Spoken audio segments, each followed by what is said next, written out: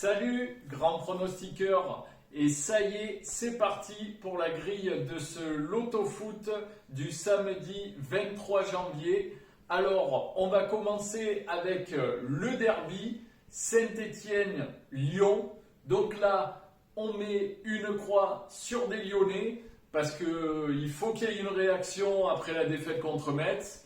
Des Stéphanois qui sont amoindris par le Covid.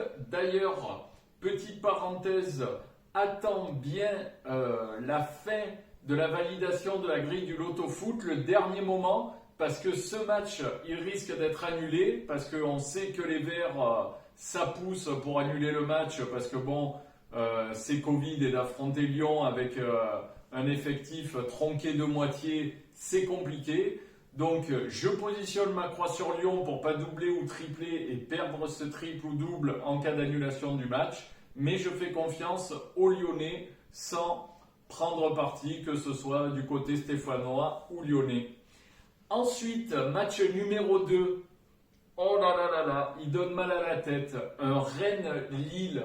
Alors j'ai envie de mettre ma croix sur Rennes, mais aussi sur Lille et aussi sur le match nul. Donc tu l'as compris, on n'hésite pas, on met un triple. Des Lillois qu'on voit descendre, si tu me suis depuis quelques temps, je l'avais prédit, donc je m'en méfie. Croix, triple, pas de danger. Match numéro 3, Dijon-Strasbourg. La petite pépite, des Strasbourgeois en forme, des Strasbourgeois qui, disons, jouent sereinement tous leurs matchs. Du coup, je mets Dijon, parce que c'est la Ligue 1, on le sait, quand une équipe est en forme, c'est sûrement la surprise. Là, Dijon a besoin de points, donc je mets Dijon, je les vois s'imposer à domicile. Match numéro 4, Metz-Nantes. Alors là, tu le sais aussi si tu me suis, j'attends la réaction nantaise depuis un moment. Je n'ai pas envie d'y passer à côté. Je pense que la réaction va se faire à Metz. Donc du coup, je positionne tout simplement une croix simple sur Nantes.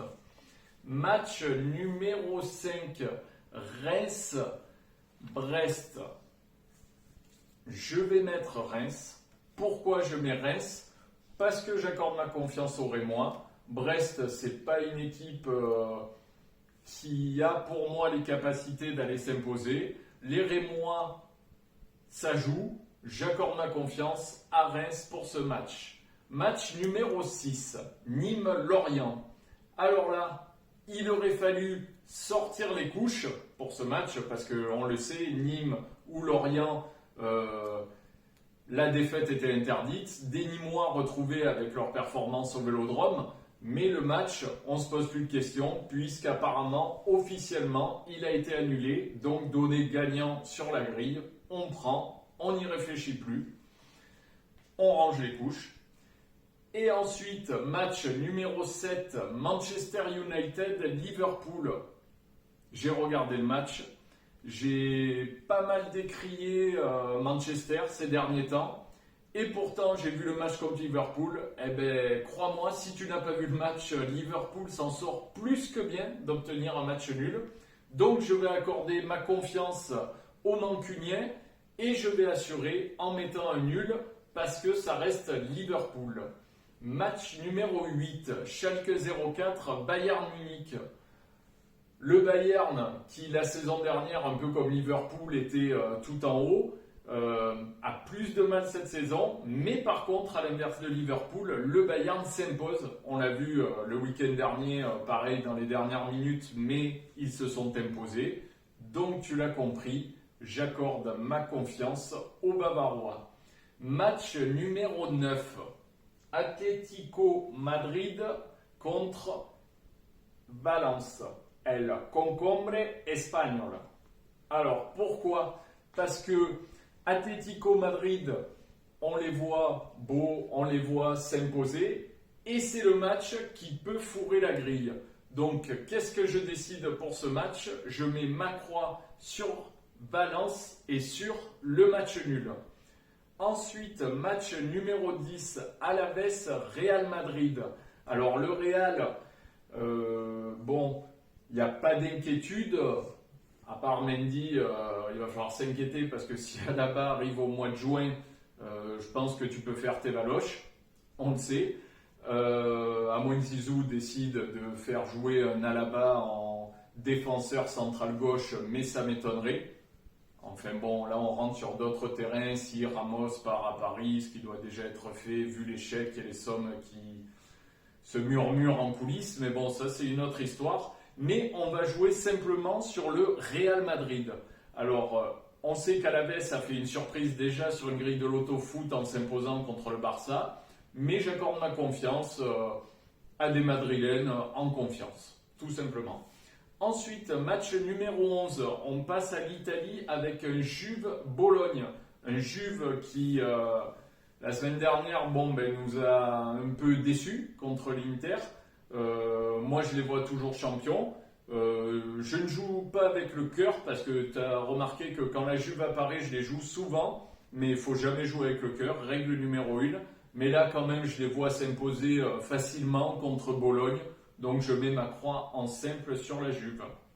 Match numéro 12, Lazio de Rome, Sassuolo. Alors là, il secondo concombre de la grille. Pourquoi ? Parce que je vais mettre Sassuolo, dont j'attends une réaction depuis un petit moment. Et j'ai vu que ça restait sur 3 matchs sans victoire. J'ai envie de mettre cette petite surprise et d'offrir simplement Sassuolo sur ce match-là. Donc, croix simple, sans aucun risque sur ce match. Enfin, sans aucun risque, on le verra. Match numéro 13, Bordeaux-Angers. C'est le 3e. Le concombre magique français, celui-là. On a eu l'espagnol, l'italien et on a le français. Je vois une victoire angevine en terre bordelaise parce qu'on sait que Bordeaux, c'est des résultats en dents de scie. On sait qu'ils ont gagné le week-end dernier et on sait que c'est la Ligue 1 et qu'une équipe en forme peut très bien perdre chez eux.